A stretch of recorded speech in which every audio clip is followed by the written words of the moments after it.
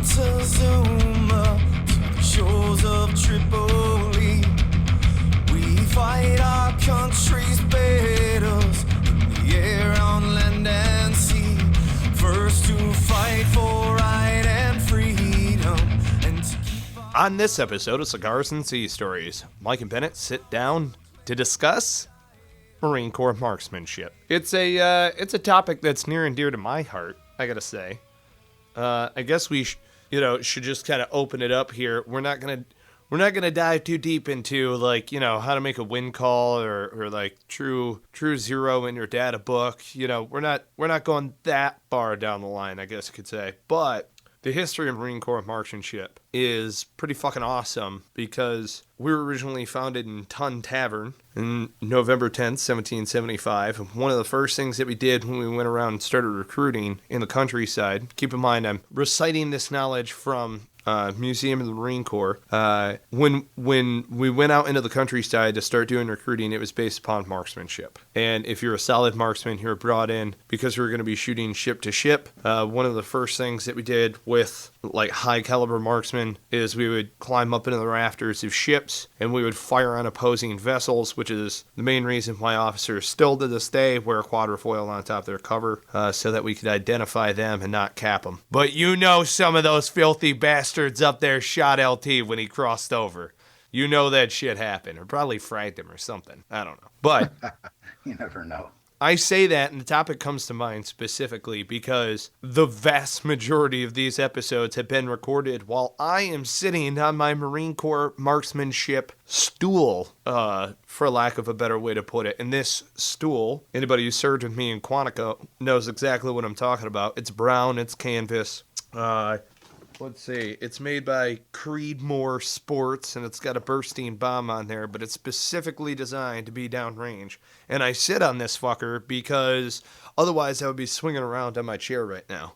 Like squirrel and moving around, and you would hear that on the recording. So I sit on the stool so that I'm stationary. Now, I forgot how bad this motherfucker hurts the sciatic. You know what I mean? I'm all spread-legged and shit. And then you get on it just right, and it's like perfect. But I've spent hours downrange watching lieutenants try to accurately... they were applying the fundamentals. So, I figured that we would bring this up. Also, I've got a little story later on in the podcast in regards to the campaign cover, which will fucking piss off all of my drill instructor buddies who can shove it up their ass. So, Marine Corps Marksmanship, what'd you shoot? Oh, when I was in the Corps? Yep. I was an expert marksman. Of course you were. Recon. Yeah, I was. Did you shoot hit or miss, or what was it? Do you remember what your tables of fire were? I don't. I really don't. Well, that was 20 years ago. Did you qualify from the 2, 3, and 500? Yes, that's Nice. what I did. 2, 3, and 5. Nice. Were you OTEC too? Say that again? Never mind, man. I'm not worried what your sight adjustments were. So, did you shoot from the sitting, kneeling, standing, prone position? Yes. Did you have rapid fires? Yes. Did you do a magazine exchange in the middle of your rapid fire? Yes. And that is where the differences begin, people. We no longer have a magazine exchange in the rapid fire, among numerous other differences. But I kind of bellyached about that until we started doing the different tables with an aggregate score. So this is just my opinion. This isn't every CMT that was downrange, which I welcome all of you onto the show to discuss Marine Corps marksmanship. Or coaches, anybody out of Quantico, let's do this. This is not a live broadcast. It's not like these people are calling in right now. But, if you want to come on for another episode, get in touch with us. So you did a magazine exchange. Yes. Do you remember how many rounds you needed to have in either magazine? I think it was 5 apiece. So it was mandatory 5 apiece? Yes. Check this out. Per the Marine Corps order prior to the magazine exchange being removed in 3472.2 kilo, it was you could have any number of rounds in either magazine. You know what Mikey P did? 1 and 9. I fired the first round on a cold bore, came to bolt lock. Right. Inserted a full 9, natural, point of aim. Yep. So that's how I shot in boot camp, and then when I got to the fleet, magazine exchange was gone. Yeah, I don't remember. I feel like it might have, it might have been a 1 and 9 too, but I really don't remember. I feel like some of my other marksmanship training might have Well, they would let you do whatever you wanted to do, so I just did 1-9. Yeah. I was like, oh, yeah, that's not rocket surgery. This is easy. Right. Yeah, I don't remember. So Yeah. I really don't remember. I just know that we did a magazine change, mandatory, you know, we Right. had to. So Yep. Good times. I had a lot of fun Yeah, fuck playing yeah. with that freaking sling and all that fun shit, Oh, the doing one dry point? fire drills. And yeah, man. If I It gave was you a freaking green awesome. sling, a J hook, and M buckle, do you think that you could do a 1 point right now? Oh, I could still totally do it. Yeah. Yeah? It's like muscle memory, Yeah. you know. I tied a we J buckle also- the other day, or a 1 point the other day. Right. It was just, A I still loop actually sling. have a sling. Yeah. I actually still have one of the slings that we used to make the loop slings. Oh, It's yeah. not from boot camp, but it was from the fleet. Did you put a can of dip in your shoulder pocket? No, I did not, because I didn't dip at that point yet. Oh, dude, doesn't matter if you dip or not. Some people No, would throw the right. wall or No, whatever up no, there. no. Oh, yeah. And we didn't have those yet. All we had were like the old green shooting coats. Oh, yeah. Field added. jackets. Fuck, Yeah, that's way better. It wasn't a field jacket. It was kind of like that, except for it was We called them field just jackets. for it was yeah, but it was just for shooting. Right. So it had like the stitched padded shoulder and the elbow pads. They weren't pads, they were just like extra fabric, you know what I mean? It was Right. pretty cool though. I remember it going out on the freaking range and, you know, spending a whole week out at the range. Yeah. Especially in the fleet, we'd still do it. We'd go out there for like 3 or 4 fuck yeah, days. you would. You know, stay at the shitty barracks. Platform and- instruction. not that I didn't live in shitty barracks, but we had shitty barracks that we stayed out in. And this is once, you know, out of Stone Bay Yeah. in at Lejeune. See, And then oh, Paris sorry. Island, you know, so you got that type of stuff. And then running the freaking butts and, oh, dude, it was all crazy. The pits are where weekend plans are made, and the filthiest fucking stories I've ever heard in my entire life. Oh, yeah, man. Filth. Funny. It's Did I like, say why'd you butts? tell I me meant that? Pits, not butts. I said butts. I meant pits. Well, it is the butt. Well, but- either or. I meant to say pits, though, but yeah. But you've got the freaking, Yeah. the butts. Yeah. Pits and butts. Oh my god. Dude, I don't give a shit if I pull another carriage as long as I live. I know some people who do that shit on the weekends with their civilian shooting clubs and stuff like that. Fuck that. Shoot steel. Just I'm not. Ping. Okay. Yep. Yes, Hit that fucker. Instant gratification. Right. I don't Yeah, need. That's the I deal. don't need an able target. Fucking. Right. So here's the major difference that happened. When I first got to the fleet, we shot a fuck around. I did not qualify like this. We shot the course of fire for the hit or miss. So I only shot it one time. The hit or miss went away when I was in the fleet, and they just shot the same course of fire as what entry level shot. So it was just table 1, became table 1. And then it became table 1 through 4, 1 and 2 are the aggregate. 3 pivots, movement, night shoot. 4 is kind of open-ended and do whatever you want. Right. Then it went, so I said aggregate already, but it used to be just table 1 would be your qualification. And then you needed to do enhanced marksmanship training if you're in the fleet. So you had to do table 4 if you're in the Fleet Marine Force as an infantryman. If you were going on deployment or something like that, you could just do table 4 through your battalion. And then that essentially carried you over because you're in a battalion or you're in a deployment workup. So they would just ride your expert badge rode across. So I never shot under expert, but I had like 4th or 5th award with 8 years in service because it was overseas, so I didn't need to qualify.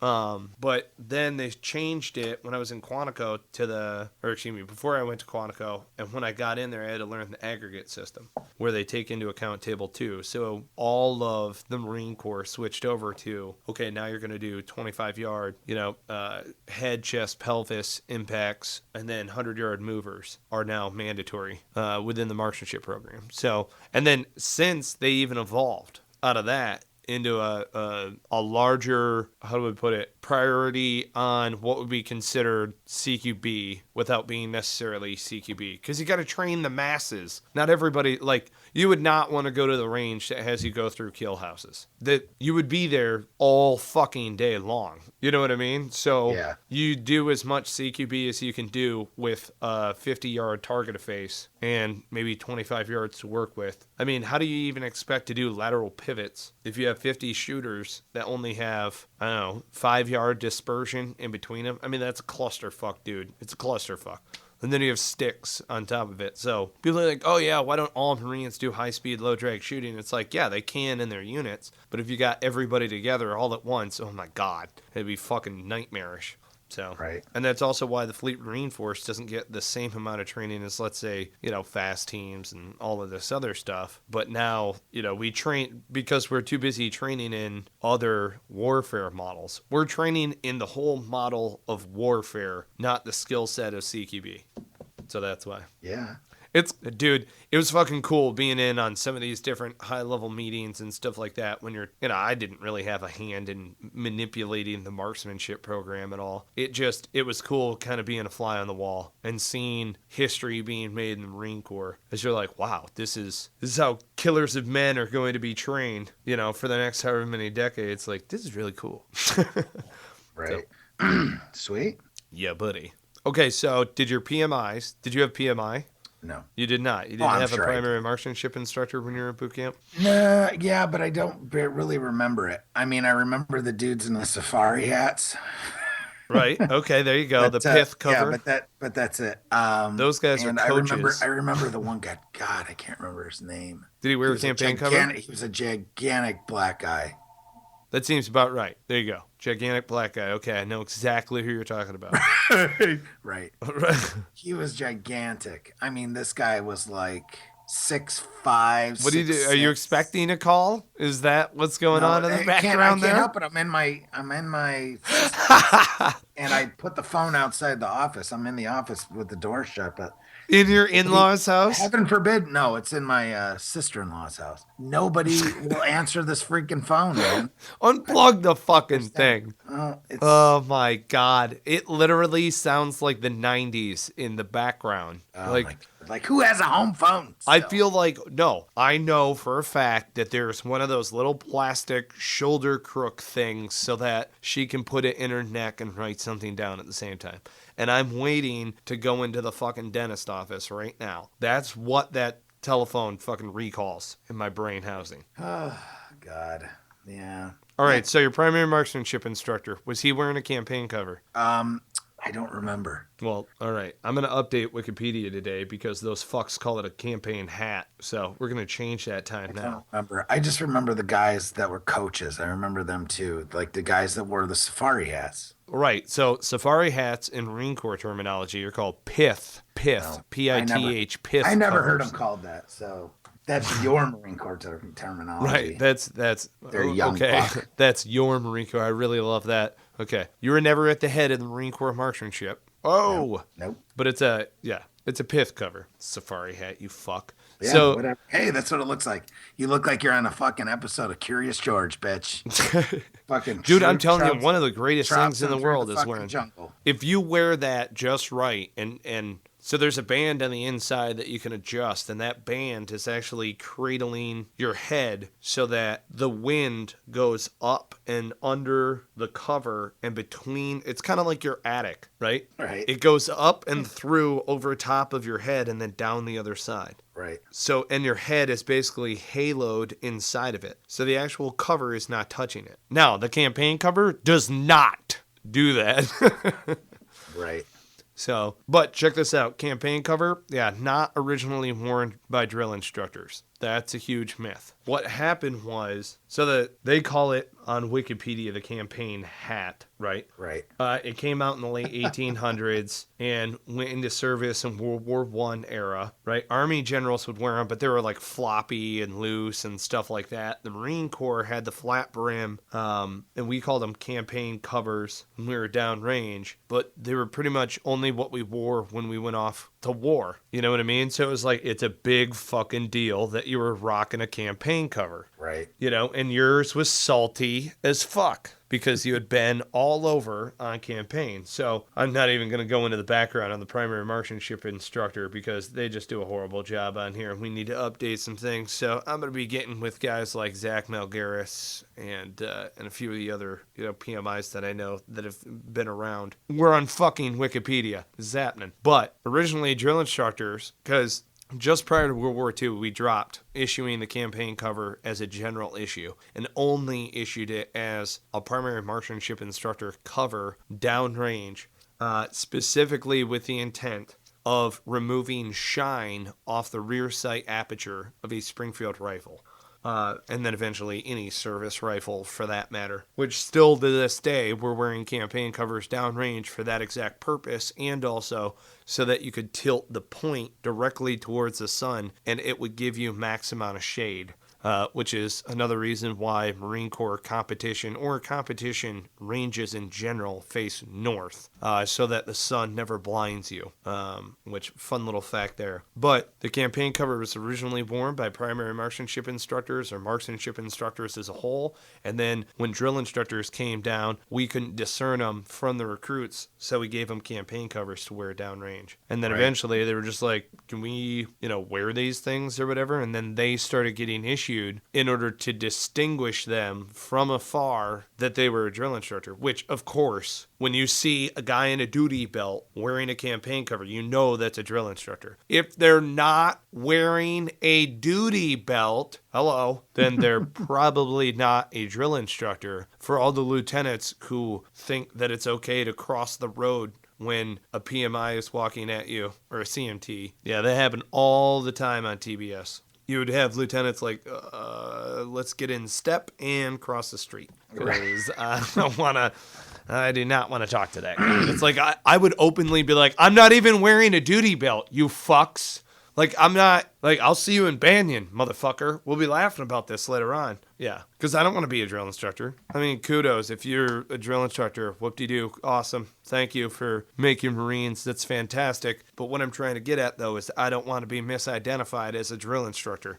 Because then people are like, that dude's an asshole. And when I walk in to teach them marksmanship, barrier, that's the problem. People are like, why don't you want to be a drill instructor? Those hats are badass, blah, blah, blah. No, here's the issue. I need to teach, so I don't need to set up any barriers. I got to be like the cool guy who went down range and all of this other stuff. And then people will remember that, and they'll actually shoot well. Right. I don't know if it actually fucking worked or not. We'll see. I openly welcome any officers that I trained onto the show. Come on. Right. If I made an impression, I hope that I made a good impression. But if I did make a bad impression, I especially want to have you on the show. That would be great. So anyway, that's the history of the campaign cover. I figured that I would share that with our listening audience. Yeah, man. Hey, did you ever qualify in pistol? I did, in both the 45 and the shitty 9mm. Did you the Beretta? Yeah. Yeah. What'd you shoot? Expert. Mm-hmm. Yep. First time I did qualify, let's see. First time I qualified, I actually shot sharpshooter. But that was then later that year I was able to refire and shoot expert. Then I stayed that way for the rest of the time I was in, even in the Army. Nice. So, yeah. Yeah, man. I think my buddy Dave can actually claim this as an eyewitness, so I'll bring it to the listener audience. I've qualified expert with both hands on the pistol. I did not qualify expert left-handed with a rifle, I don't think. Maybe I did. Yes, I did. I qualified, yeah. So I've qualified ambidextrous. We don't have a fucking badge for that. No. That's bullshit. I'm just throwing it out there. Right. Maybe a little extra bling. You know what I mean? That's a point of pride to me. Like, fuck you. I'll kill your ass with both hands. Like, I don't give a shit. You know what I mean? And it was, oh, God, it was freezing. Ugh, it was freezing when I did that shit. That sucked. I used Ben. You know what? I'm not going to say his last name because he's an operator. But he's got a method for how he pulls the trigger with his left hand. And if you know how to grip a pistol, what you do is you take your support hand and you point your thumb down range and essentially lock out the support wrist so that it cradles your dominant hand and then it piggybacks your thumbs. Well, when you do that, the right thumb is in line with your left index finger. And so wow. And so for 25 yards, the single action slow fire, I'd come in to my workspace, right? Shoulders rolled forward, standing up nice and tall, get that thumb in there perfectly. And I knew that my trigger was on the right. And you're essentially pulling with both the left, your left trigger finger and your right thumb, which is not at all advised. But 25 yards with an M9 Beretta, go fuck yourself. I'm probably never going to do that. I'm going to pull this thing out, on a transition, like blow this dude away 3 feet away. You know what I mean?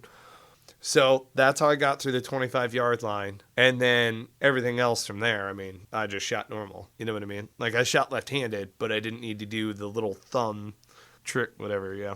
Right. Right. I've told so many people, don't fucking do that. That's why I'm laughing about it. I've told lefties, don't do that. Why become a marksmanship instructor though? Was it just like something that you fucking wanted like beyond belief, or did you like fall into it, or did you like go after it? Dude, that's a good question. So my PMI in boot camp, I thought was great. Seeing that position and what was going on, I thought was great. But the true why behind it is that is the one thing, aside from our indoctrination, of boot camp, that is the one thing that hands down separates us from everybody else.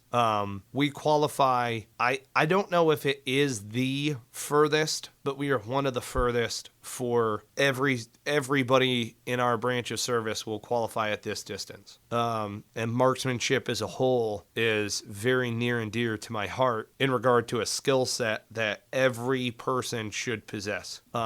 And you know me, I'm an NRA instructor. I do rifle, pistol, shotgun, and muzzle loading, and chief range safety officer. I'm a concealed carry handgun instructor in the state of North Carolina. So being proficient with firearms is, that's the number one thing that we need to do as Marines. It's the number one thing that we need to have as infantrymen. It's a perishable skill. All of the above. I love the shit out of it. To a certain extent, there's a part of me, if I wanted to stay in the Marine Corps, I should have gone and done a recognized B billet, and I knew what I was doing by going and being a combat marksmanship instructor. Let me put it to you that way. Mm-hmm. I knew that I was foregoing potentially being able to go higher in the Marine Corps by going that route. And when I was a combat marksmanship coach, here's something that's fucked up that I will call them out on. They were taking guys who fucked up in other, and I've said this before, they were fucking up in other areas of the Marine Corps and sent them to Quantico to become range coaches. And I'm like, excuse me, go fuck yourself. I re-enlisted to be here. Like, we made those guys our bitches. They were just, well, I guess they could, yeah, fuck it, send more. We need more people to do PX runs. So keep doing that. It's a solid policy. Right. So that guy's going to be our bitch. But yeah, I never ever had the inclining to do it. Yeah. Maybe be, I don't know. I have so much other stuff going on, I guess. Yeah. And even then I just didn't want, I always liked to shoot, but I'm not that guy. I can handle my own, but I never was somebody that wanted to train others to do so. You know what I mean? Yeah. So other than my family, other than my kids, teaching them, my wife and kids, proper trigger control and how breathing actually affects your shooting and the fundamentals, all that type of stuff. But other than that, I don't know if it's I don't have the patience for it. I can teach other shit all day long, just not marksmanship. So yeah, I just wonder because I like to know why people do what they do. Yeah, sometimes. So I think it's you get wet whenever you talk about it. So that's why I was, it's just kind of funny when you get going. It's like me about veteran stuff, like with mental health things. I can go down that rabbit hole, but I can't go down this one. But this is why we're doing this show, because then you're allowed to fucking go down rabbit holes once in a while as well. Well, yeah, it's for me. It's like really, really cool. It's the you could equate it to anything in regard to even bowling or driving cars, stuff like that. It's just a little cooler than those. Right, to whatever extent. At least to me. So what I really enjoyed, and I'll tell you this much right now, I knew that I wanted to go to Quantico specifically and I did not want to be a primary marksmanship instructor at a recruit depot. I would rather be a combat marksmanship trainer at Weapons Training Battalion, not because of high or low, but because of the different access to resources.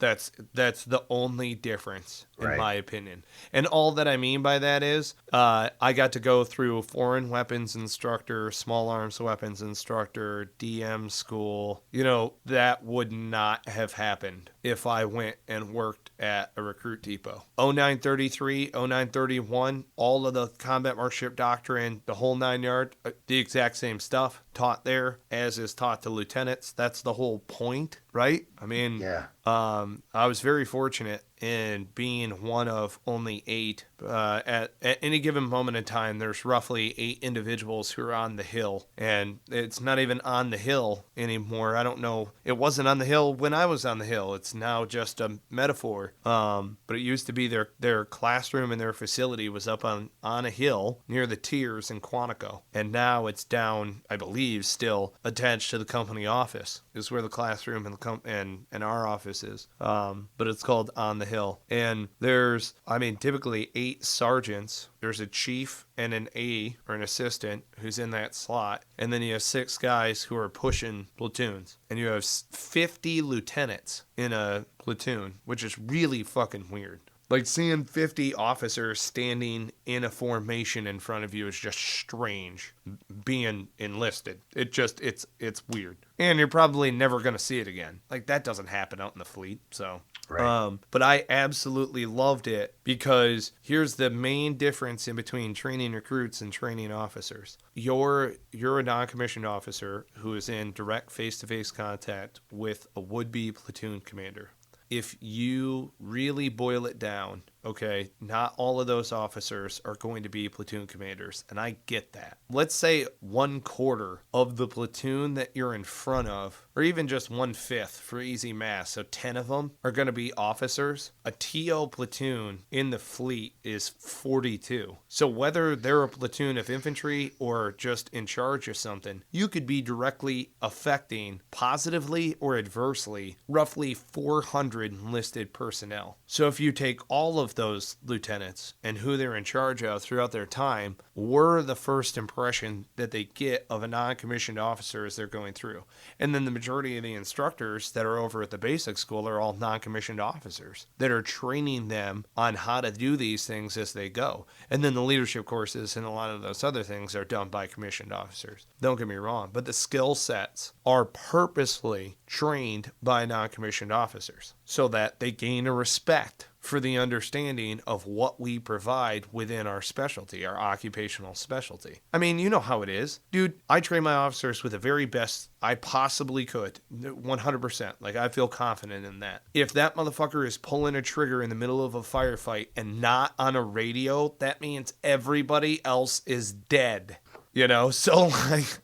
So that's kind of the other side of this is, yeah, I want to train lieutenants to the very best degree that I can and the highest caliber training that I can. But also the majority of that is creating an understanding and a confidence within the non-commissioned officer. Whether you like me or not, could give a fuck less. Whether you know that I'm going to go down range and do harm against the enemy, that's what I want you to know. Like, I don't give a shit if you like me. Just understand that I am extremely deadly and I'm on your team. So, like, employ me correctly. And that was the majority of the conversations that I had. It was that's probably the number one thing that I got out of it that I had no idea I would be doing. I did not realize that it would have an impact in that regard.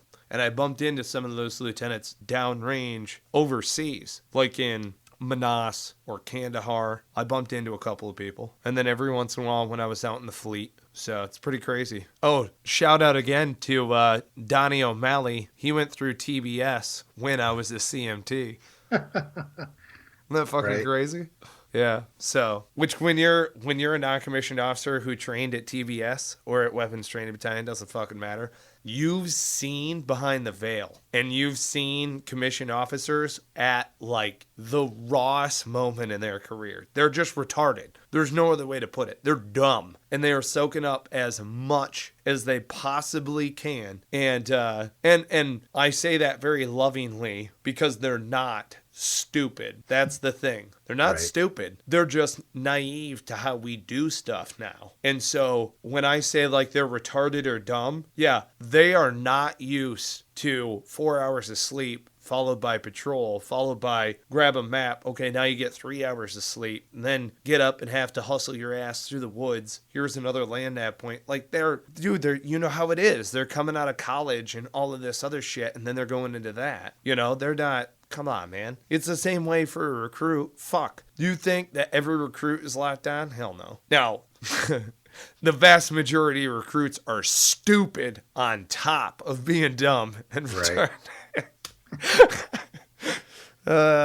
And by retarded, I legitimately mean slow. Right. Slow foot, slow of mind. By dumb, I literally mean dumb. Like Dumb. your fucking brain ain't working because I'm going to stress you to the goddamn max. But they aren't stupid. Nope. They're wicked smart. They've got the knowledge, so at least they've got something cluttering the gray matter. And then the vast majority of recruits are like, yeah, they need, Right. they I was stupid in boot camp. I don't know about you. I was stupid. I was legitimately stupid. I'll take that. Just a fucking monkey. Yeah, I didn't know. Dumb like a monkey. I thought I knew some shit. Nope. Wow. People who knew me back then are shaking their heads like, yeah, that guy was a fucking idiot. Complete fucking moron. Fucking idiot. Yep. Shit That's happens. It does.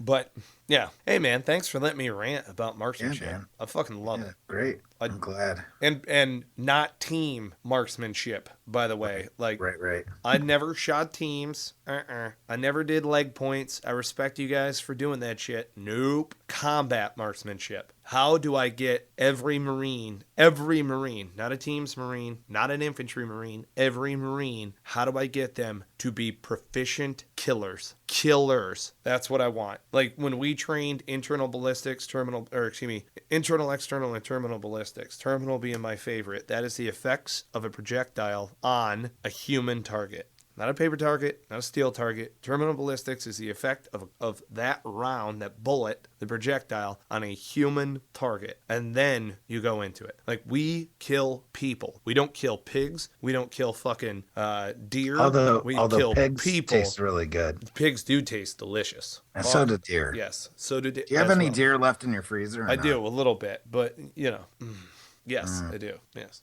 But it's dog. It's very important because that is the first moment in their lives where, if they're new lieutenants, if they're like prior enlisted and crossed over to the dark side, they're like stroking dick going, oh yeah, I heard that story before. Well, suck it up, motherfucker. You're in TBS and you got to learn this shit all over again. Haha, suck it. You shouldn't have crossed over to the dark side, gunny. Fuck. Anyway, but that's the first time that a young lieutenant is going, holy shit, I'm probably going to kill somebody. Like, yeah. Well, I mean, you're going to be on the radio watching me kill somebody, but I'm going to turn you into a fucking killer. So that's the best part. Like boot camp and OCS and blah, blah, blah. Yeah, it's supposed to give you the killer mentality and everything else. I will give you the skill set which you desperately need to just ingrain muscle memory wise in order to defend the guy on the left and the right, not you. I don't give a fuck about you. I care whether or not you can kill that motherfucker during my reload. That's all that I give a shit about. I told everybody that. I've told rooms full of lieutenants that. I don't give a shit if you save your life in a gunfight. I don't give a damn. I care if you save my life in a gunfight. During my reload, you will pick up fire, and it better be accurate volleys of fire so that I can pick up, because mine's going to be accurate. Every one of those fucking rounds going down range is going to fucking slay. I do not shoot suppressing fire. That does not happen. Nope. Like, yes. Yeah. All right, man. Good times.